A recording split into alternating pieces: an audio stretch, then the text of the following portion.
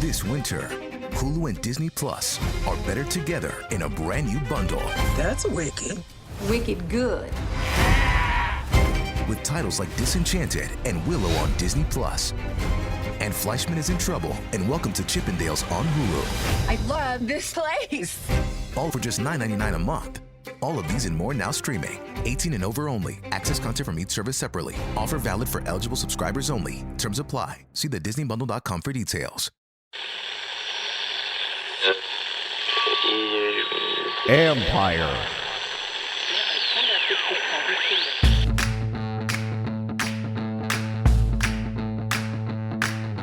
Hello and welcome to my podcast. Do me a favor, subscribe to the John Conn Report wherever you get your podcast. You're watching on YouTube. Hit that like button, hit that subscribe button. You can find us there as part of Empire Media, AMPIRE. If you are watching us on YouTube, you can see the guest over here, Nicki Jhabvala from the Washington Post. We're going to dive into the Commanders' 37-20 loss to the San Francisco 49ers. A lot of topics came out of this one, and we're going to dive into that in a minute. Don't forget, on Tuesday night, Bram Weinstein and I will do our live stream show on YouTube, 7:30 Eastern time on Tuesday. And again, there's a lot to discuss because the playoff race is still on. They got 2 games, they win them both, and they're in the playoffs. So a lot to discuss. The quarterback situation we're going to discuss. Nicki, we're going to start with that one because nothing else. I mean, that's the biggest thing to come out of this game, correct? Yes. Aside from the loss. Absolutely. I mean, the loss was bad, but you know. Right. I mean, their playoff hopes aren't eliminated or anything, Right. but yeah, I mean, and I think, you know, a lot of us thought this was a very real possibility going in, that if, you know, they struggled, then there could be a shift. I thought what was interesting is Taylor Heinicke actually had a pretty good first half. You know, they committed to the run, but he was overall pretty efficient. It just kind of came unglued there on consecutive drives in the fourth where, you know, he was hit by Nick Bosa, fumbled, or it was intercepted rather. It kind of fell into the arms of Jordan Willis. And then there was the fumble. So they decided to go to Carson Wentz, which, you know, it kind of seems like that will be the decision going forward, but Ron Rivera didn't want to make any, you know, promises then. He said they'll review the tape and discuss it as a staff and decide early next week. And, you know, it's kind of one of those things where he says, you know, we want to make it early and don't have the next quarterback looking over his shoulder. But at the same time, as we've seen with this team, it is very much a kind of week to week thing. And I'll be honest, like I thought this is how it was going to go, that Carson was going to play today, not because I thought Taylor didn't have this horrible game, but just the way that Niners team is, they're very good. And you knew that this team would be in a position where they needed to make a change for, you know, whether it's Heinicke's fault or not, that was going to happen. So were you surprised at all that that he ended up playing? No, not at all. I mean, once they had those two turnovers and they were right around the red zone area, I thought, you know, that's got to be it because, you know, they had the 2 red zone turnovers last game and that kind of put them in this precarious spot. And, you know, while the turnovers weren't solely on him, you know, that late pick was pretty bad.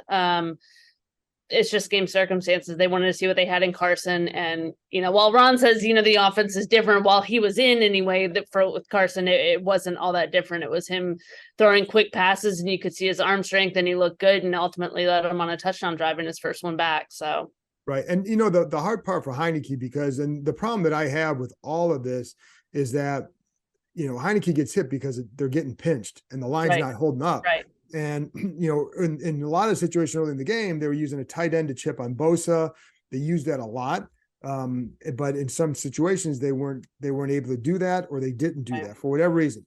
And that's where this team has to get better, whoever's a quarterback, until they get that fixed. And you can see sometimes that pocket just is very tight and you don't have room to maneuver. And, you know, that's to me the biggest problem. Now, as far as Wentz goes, actually, I liked what I saw from him. And I mean, I certainly expect him.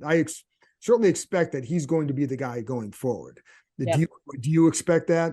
Yes. Oh, fully. I mean, there's, you know, after what he showed in his 2 drives, really 2, right? Yeah. In those 2 drives, that there was really no to turn back. I mean, you know, we didn't get a full glimpse of what he'd look like if they continue to stick to the run, because by then they were passing much of the time. And he too faced pressure. I mean, you know, on that, you know, a 2-point conversion attempt, the pocket collapsed on him. So, but he was able to get the ball out quicker. You could see, the zip on the throws. It was much better.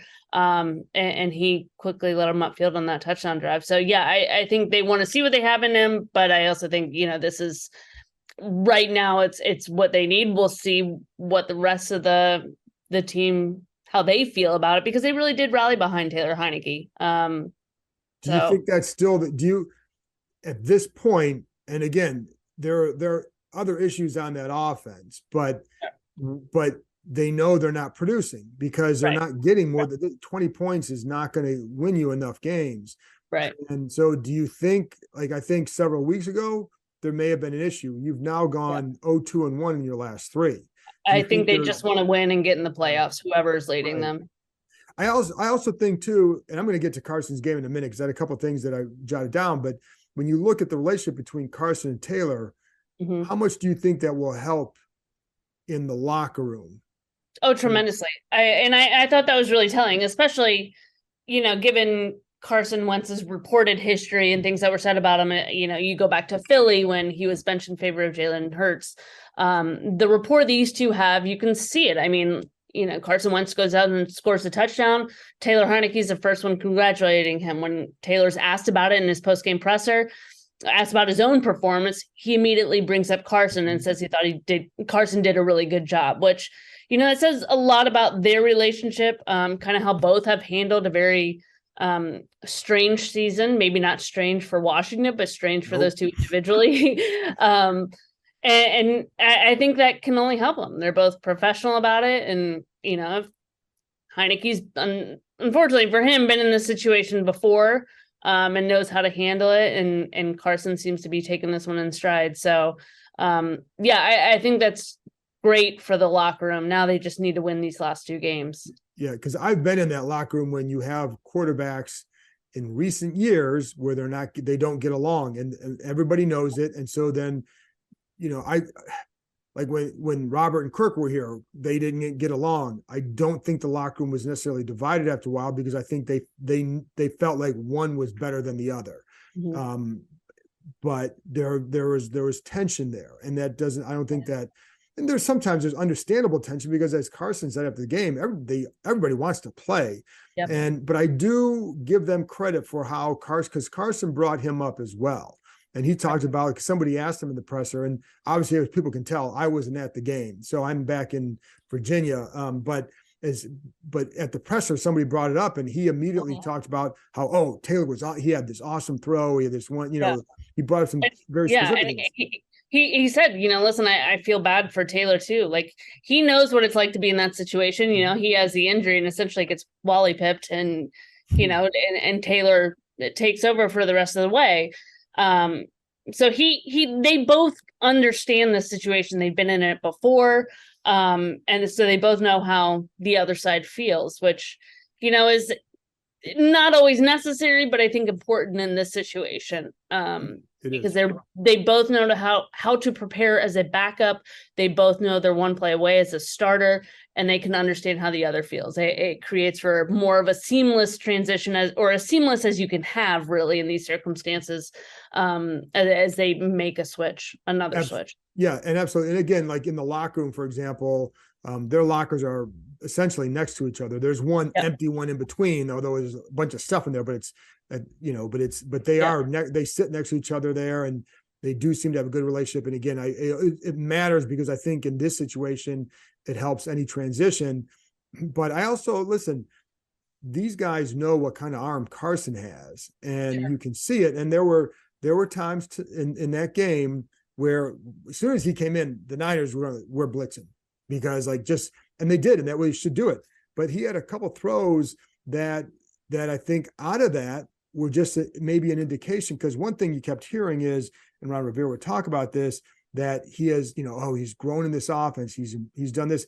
Well, we don't know because we haven't seen it, and they know where he's at, but we don't. And so, and I don't even know that they knew where he was truly at, because you can't until you're on the field. You can have all this knowledge, but you're on the field, making quick decisions. But there are a couple times the blitz is coming and he's getting it out to the right guy in a hurry, and like you had one where there there's pressure and getting out to Antonio Gibson and it just, for a positive gain. There was an overload on that side. So there was it was a 5-man rush against 5-man protection, but the overload was to a side. So the quarterback has to pick up, like his job is to, there's 3 versus 2. Your job is you're picking up this guy by getting rid of the ball quick. And he did. So there were things like that. And the touchdown pass to Samuel was just a really nice throw.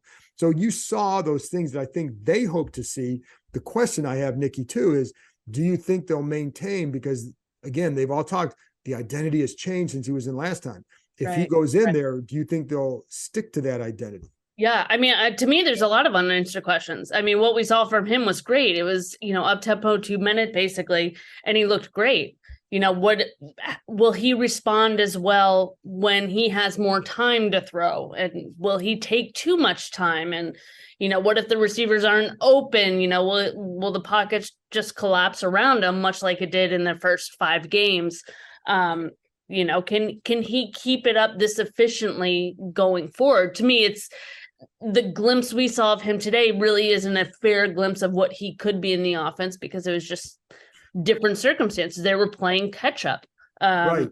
And I think that ball control part of it too, because that to me is how will they adhere to that ball, that run heavy mentality with the guy that can throw it around a lot differently. Exactly. And early in the year, the answer was no. Now, Brian Robinson wasn't there at that point, or in the first few games at least, and he's much better now. So that's the thing is, do you believe Scott Turner will adhere to that? Or if he doesn't, will Ron Rivera be on his neck? Yeah, no, I mean, that's a great question. I mean, Carson Wentz really only had 2 games with Brian Robinson.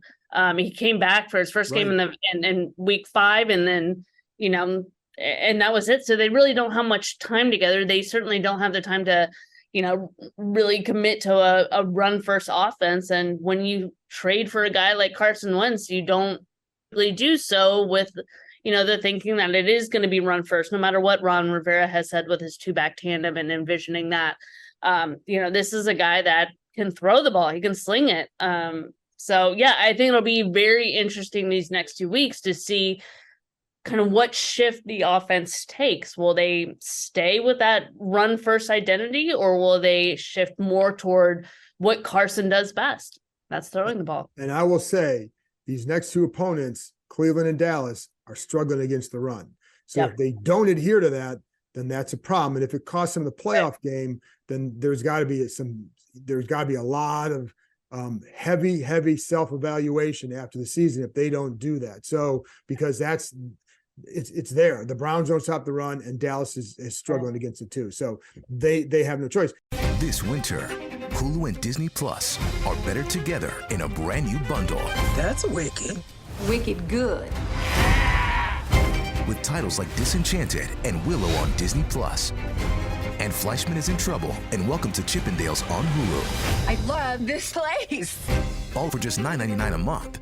All of these and more now streaming. 18 and over only. Access content from each service separately. Offer valid for eligible subscribers only. Terms apply. See the DisneyBundle.com for details. And that's where I go to too with the quarterback and why you don't put it on Heineke, and is that, again, you need better play from that line. And in terms of pass protection and better pockets to be formed, sometimes a little bit more time and just holding up better and not getting pinched and all that. So sometimes you're not giving up a sack, but you're just not having a good pocket. So that's an off-season thing. So, that we'll see where that goes. The other thing, Nicki, that comes out of this is, and we're seeing it the last couple of weeks, is, my goodness, Jahan Dotson is back. And that kid is just, I know he dropped that one, but did you guys talk to him? Did he say what happened on that one? No, and I still give him credit because he made that adjustment similar to the adjustment he made in the Giants game, and it just kind of bounced off of him. But had he not kind of made an adjustment to get back, that never would have even come that close. It could have been picked off for all it was worth. So he's special. He's going to be special. He really is. And he's turning into a heck of a player. And, for all the doubts I had about him as their first round pick, I retract all of that. He's really good. I really liked watching him at Penn State. And then when I went back and watched after the draft, or just lead a little bit leading up to it, but more so after, because I didn't think they were going to be in that position to get him. But I really liked more what I saw. But I also love watching him, and like even some of the routes, the touchdown route he had last week against the Giants, and just the subtlety of his moves at full speed is really good. And even on the touchdown, he sells the guy. The safety thinks he's coming inside, and he sells it. The guy opens up to the inside, and then boom, he's outside. And I know that necessarily wasn't his guy. It's just that he created more space for himself. And I think he just fooled the defense because they thought he was breaking in. So, but he sells routes very well. And he has incredible body control, especially right before the catch. I mean, there was that one catch that was bobbled and he ended up catching it somehow. And I just don't think any receiver can just catch those things. He just has total control. What about him too? Because we had to deal with him now all year. What's your take on him just dealing with him? On, just in terms of media, I think to me, he always comes off as a little shy, but also just totally disinterested in media. But he's always been cordial to us. He'll talk to us. And I've enjoed the conversations I've had with him. Yeah, no, he comes across as very mature. Yeah, very much so. He's kind of quiet, but he understands, it doesn't feel like you're talking to a rookie. It doesn't seem like things are too big for him. He just kind of goes along with the day-to-day, never seems too overwhelmed, is pretty even, really. So yeah, I really think they got a gem in him. But it's funny too, because obviously Carson has connected with him pretty well.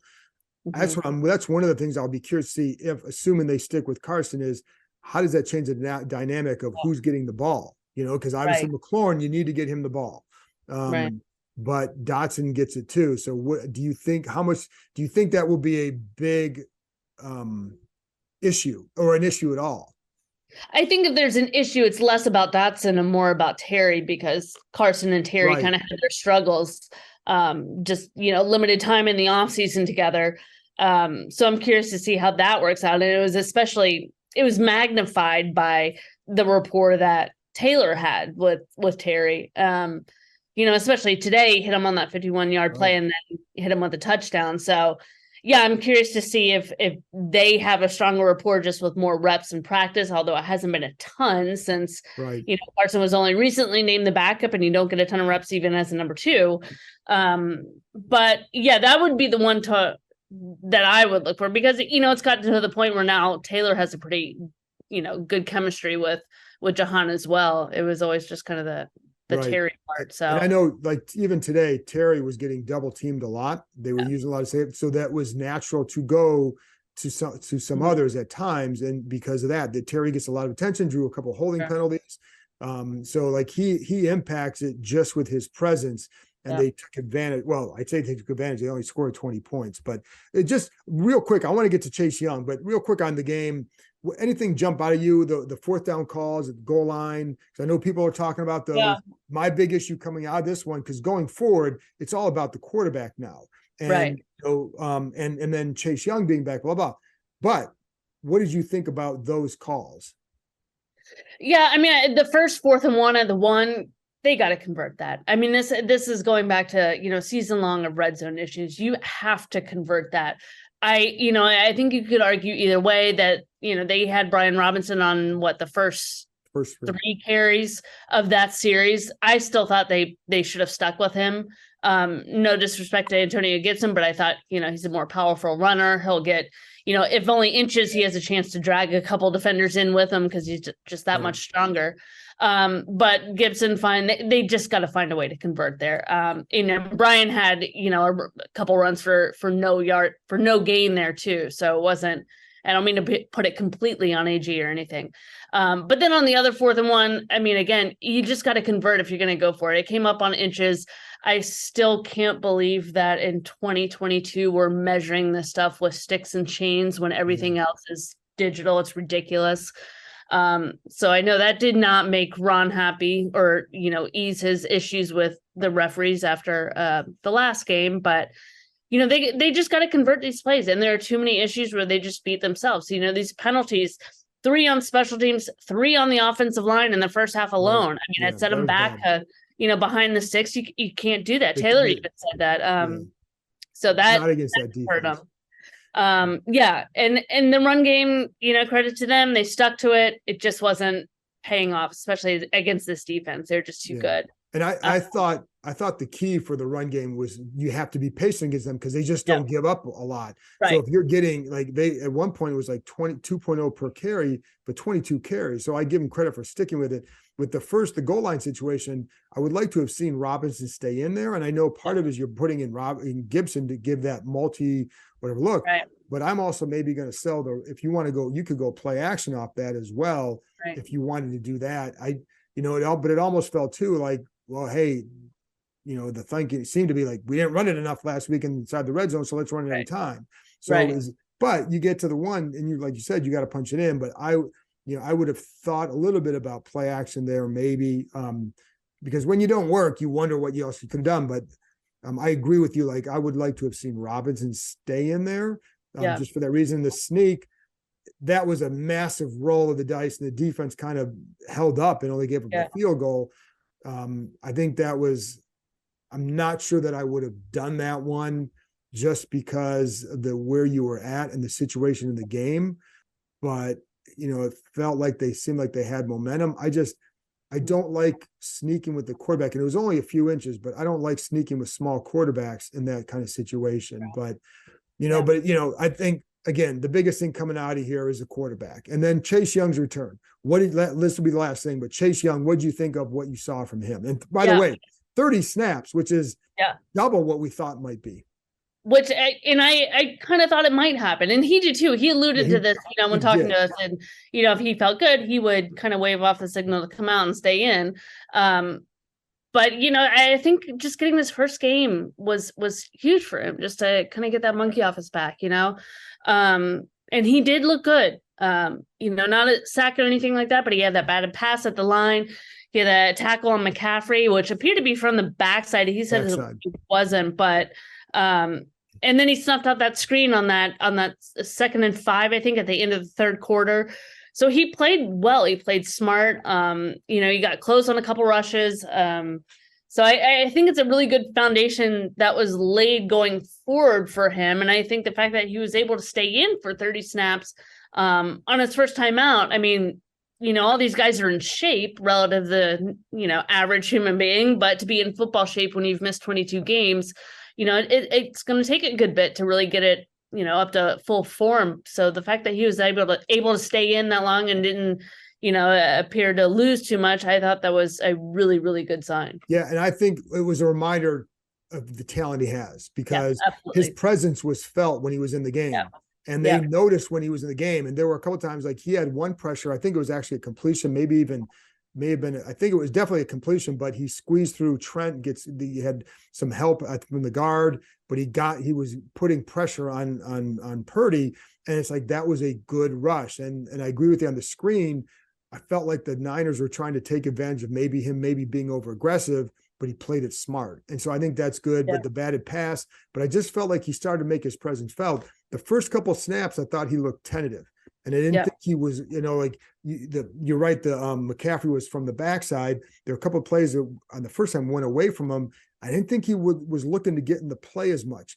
But the more he was out there, the more he was doing that. You could see it. Like I think even McCaffrey, when the first time he gets that, it's like, oh, this is what I do. And I think that was a good thing. But that to me was a really good sign going forward. He again, no sacks, but like, my goodness, like for his first time out in 13 months, that was pretty damn good. Yeah, no, I totally agree. And I think it bodes well for him going forward. He seemed really eager after the game, like really fired up. He said he wanted to stay in longer, and immediately kind of turned to the Browns. Come on, Cleveland Browns, let's go. So I think it's a good sign for him and the line. So what do you think? Got 2 left here. What do you think going forward? I mean, coming out of this game, did this game change anything for you? I think Derek Forrest kind of said this too, is, with another loss, it kind of feels like another ding, another hit. And it just makes it seem a little bit harder to picture a full playoff push. It's certainly doable. Beating the Cowboys, will be difficult in the final game, more so than the other one, I think. But depending if they have to rest starters or not. Yeah. But it's doable. They just got to eke out these wins. They got to go back to the basics. I mean, a lot of the things that are holding them back now are the same things that held them back earlier in the season. I know, these turnovers, penalties, third downs, turnovers, not converting in the red zone. I mean, it's, a lot of the same things, and they just got to get it done. And that's why the quarterback change will be, assuming that that's where it goes. But it goes back to a lot of that stuff. Not that it's all on Heineke, but the offense needs to produce more, without a doubt. And again, there's more to be fixed after the season. There's nothing that can be done there, but you can make a change there and maybe get something out of it. And I think that's why they're probably going to end up doing that. But yeah, so we'll see. 2 games left. Playoffs still a possibility. They were helped because Detroit and Seattle lost, so they still control their destiny. And again, the last game, if Dallas is resting their starters and if Dallas is resting their starters and they end up losing that game, then there should be some pretty angry folks. Yeah, no, that you can't have that happen. You just can't. So, Nicki, I appreciate you joining me. Crazy time out there for you guys. So everybody have a Merry Christmas. Thanks for tuning in. And, again, Nicki, I appreciate you coming in. Tell people where they can find you at Nicki. Well, I'll tell them at Nicki Jhabvala, Jhabvala. There you go. And read her in the Washington Post. She does a great job. Again, Bram Weinstein night, Tuesday night, live stream, 7:30. I will talk to you next time.